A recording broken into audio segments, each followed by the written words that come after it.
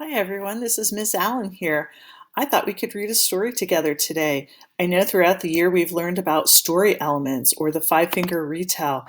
That's the characters, the setting, the problem, the solution, and the story events. The beginning, middle, and end. Let me get my five fingers in the video in the screen there. So I thought if we read a story today together, then you could go to your teacher's Seesaw page and you could complete the story elements and tell me what were the five story elements, or do a five finger retell for me about today's story. Today's story is called East of the Sun and West of the Moon. Oh, and by the way, this is Miss Allen, in case you forgot my name. Chapter 1, The Bear. Long ago and far away, in a land of trolls and magic, there lived a poor farmer. His house was falling down. His family were in rags, and his money was almost gone. Now winter was coming on. Listen to the wind and the rain, the farmer wailed. What can I do? Won't somebody please help me? Tap, tap, tap. There at the farmhouse door stood a big white bear. I'm lonely, the bear said. Lend me astride your daughter, and I'll make your family rich. Rich, said the farmer. Very rich, said the bear. I'll look after her well, I promise. Tell me on Thursday if you agree. Well, the family was so poor, they had to agree.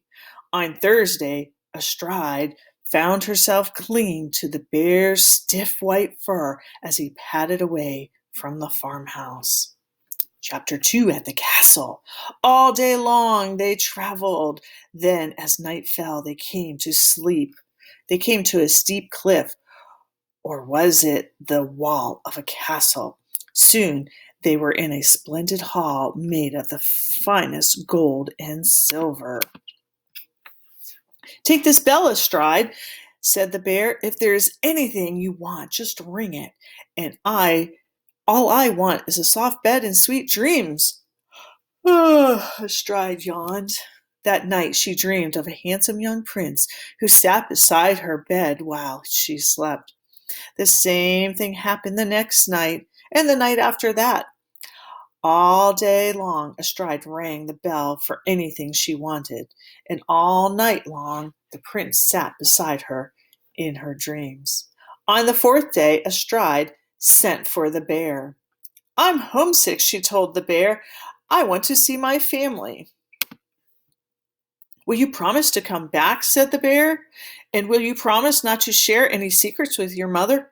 I promise, bear. So the bear took Astride home. Chapter 3, Two Promises. Remember, a chapter title helps us to know what that chapter is going to be about. Chapter 3, Astride's first promise was easy. Her family was now rich and happy, so she knew she must stay with the bear. Her second promise was harder. In a land of trolls and magic, a girl can't help sharing secrets with her mother. I dream of a princess every night, said Astride. Or was he real all along? Ah, her mother smiled. The next time, light this magic candle, but don't spill any magic wax on him. Oh, I won't, Astride laughed. Astride loved the visit with her family, but now she had a plan.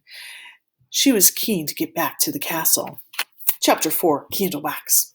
That night, at the gold and silver castle, Astride went to bed very early. She kept her eyes shut tight until she heard somebody sit beside her bed.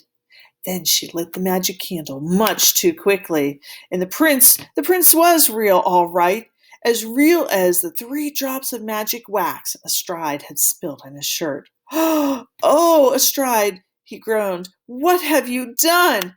A troll called Longnose put a spell on me, and by day I'm a white bear, and by night a royal prince. Now you spilled some magic, and the spell can't be broken. I'll have to marry Longnose.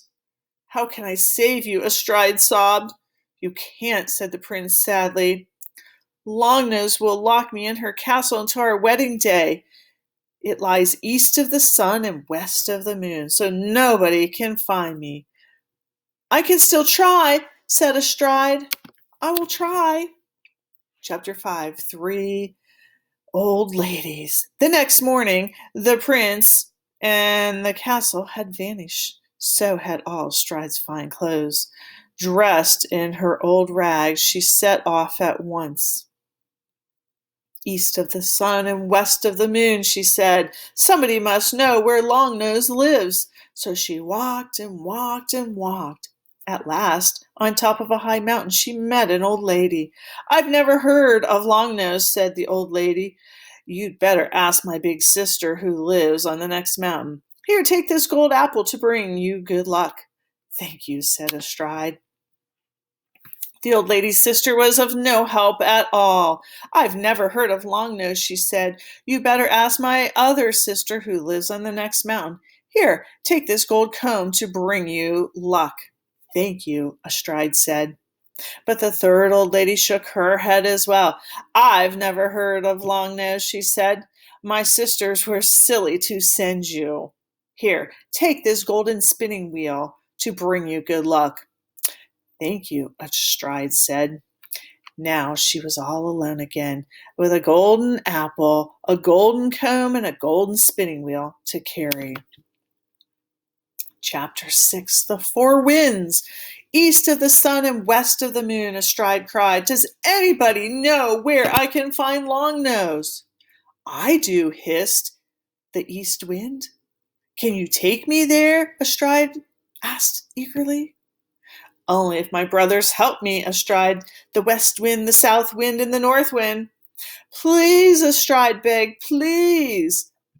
So the east wind swept her into the air, and she flew from wind to wind, east to west to south to north, over the hills and seas and forests. Then the north wind set her down. Thank you, wind, said Astride, but where is it you've lifted me? East of the wind and west of the moon. The north wind smiled. This is where Longnose lives. Goodbye, waved Astride as he gusted off. Chapter 7, Longnose. Astride was standing by the biggest and gloomiest castle she had ever seen. Longnose was looking down from a high window. Hello, Astride, she crackled. Are you looking for the prince? Give me that golden apple and I'll let you see him. Take it, said Astride quickly. Inside the castle, she found the prince in a deep, deep sleep. He was holding an empty silver cup. Was that a magic drink? Astride wondered.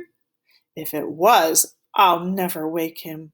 The prince slept all night long. The next day, Astride offered Longnose the golden comb.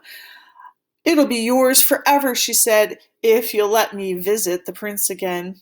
Why not, sniffed Longnose. I shall keep him fast asleep until our wedding day.